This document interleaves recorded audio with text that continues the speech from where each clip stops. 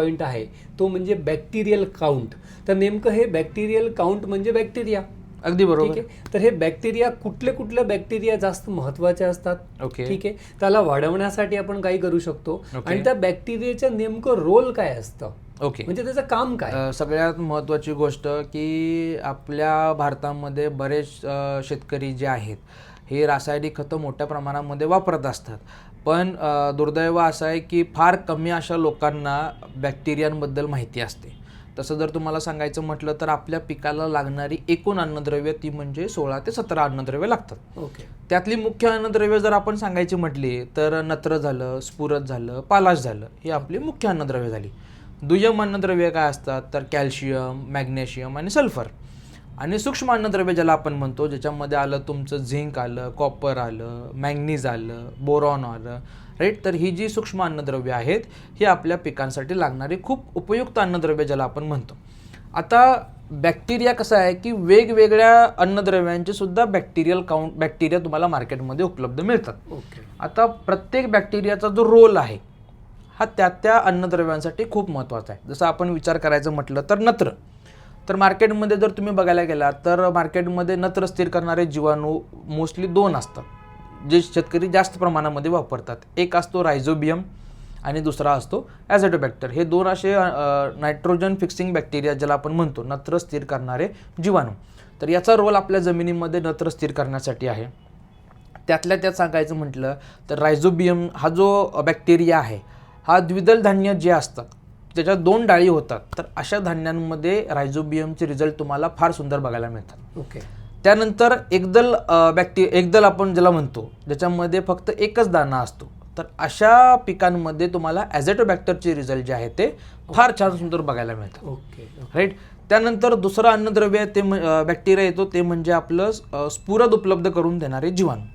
आता सर्वांना मी सांगू इच्छितो की स्फुरद एक असं अन्नद्रव्य आहे जे पिकाला फार कमी प्रमाणामध्ये उपलब्ध होतं. ओके. कारण आपण जेवढं स्फुरद टाकतो त्याच्यापेक्षा जास्त स्फुरद जे आहे ते आपल्या जमिनीमध्ये स्थिर राहतं, ज्याला आपण फिक्स म्हणतो. फिक्स होऊन जातं आणि त्याचा फायदा ना तुमच्या जमिनीला होतो ना तुमच्या पिकाला होतो.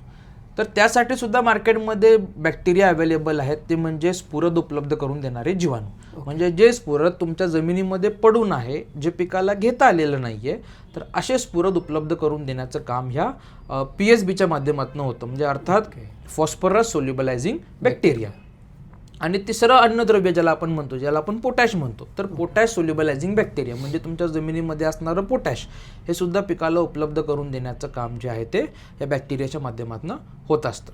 आणि आपल्या शेतीसाठी बॅक्टेरियांचा रोल जो आहे हा खूप महत्त्वाचा आहे. म्हणजे आपण जी काय खतं असतं ही कच्ची असतात. ओके. तर त्याला प्रोसेस करून पिकाला उपलब्ध करून देणारे हे 3 बॅक्टेरिया जे मार्केटमध्ये खूप मोठ्या प्रमाणामध्ये चालतात. ओके. पण बॅक्टेरियल काउंट आपण बॅक्टेरियाचा वापर करत असताना आपल्याला एक गोष्ट लक्षात घेतली पाहिजेत, कारण वेगवेगळे फॅक्टर्स या बॅक्टेरियावरती परिणाम करत असतात. जसं जर आपण सांगायचं म्हटलं तर रासायनिक खतं, त्याचा इम्पॅक्टसुद्धा ह्या बॅक्टेरियांवरती होतो.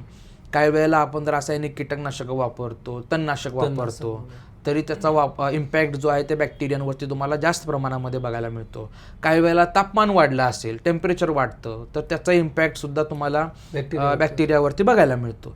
तर साधारणतः बॅक्टेरियल काउंट जो आहे हा आपल्या जमिनीमध्ये चांगला असला पाहिजे, त्याच्यामुळे आपले बरेचसे प्रॉब्लेम जे आहेत ते सॉल्व्ह होत आहेत. तर फारच छान सर. इथे आपल्याला एक सिंपल गोष्ट समजली आहे की आपण दिलेले अन्नद्रव्य पिकापर्यंत उपलब्ध करून देण्यासाठी बॅक्टेरियाचा एक रोल असतो. बरोबर. जर आपल्या जमिनीमध्ये बॅक्टेरिया काउंट कमी असेल तर आपण खत टाकलं तरी कदाचित आपल्याला तो रिझल्ट मिळणार नाही. त्यामुळे खताबरोबर आपण बॅक्टेरिया सुद्धा दिला पाहिजे. अगदी बरोबर. तर एखादी काही टीप जर मिळाली तर आम्हाला अजून जास्त मजा येणार की बॅक्टेरिया वाढवण्यासाठी नैसर्गिक काय काय आपण करू शकतो की त्यामुळे आपला बॅक्टेरिया वाढू शकतो. बघा, आपल्या जमिनीमध्ये जर तुम्हाला सूक्ष्म जीवाणूंची संख्या वाढवायची असेल तर तुम्हाला जमिनीमध्ये सेंद्रिय कर्ब वाढवा, पहिली गोष्ट. दुसरी गोष्ट, कमीत कमी रासायनिक खतांचा वापर करा. आणि तिसरी गोष्ट सगळ्यात महत्त्वाची म्हणजे आज प्रत्येक शेतकऱ्याला ह्या बॅक्टेरियाबद्दल माहीत असणं गरजेचं आहे. जे तुम्हाला आता मी 3 बॅक्टेरिया सांगितले, नत्र स्थिर करणारे जीवाणू, स्फुरद उपलब्ध करून देणारे जीवाणू आणि पोटॅश उपलब्ध करून देणारे जीवाणू.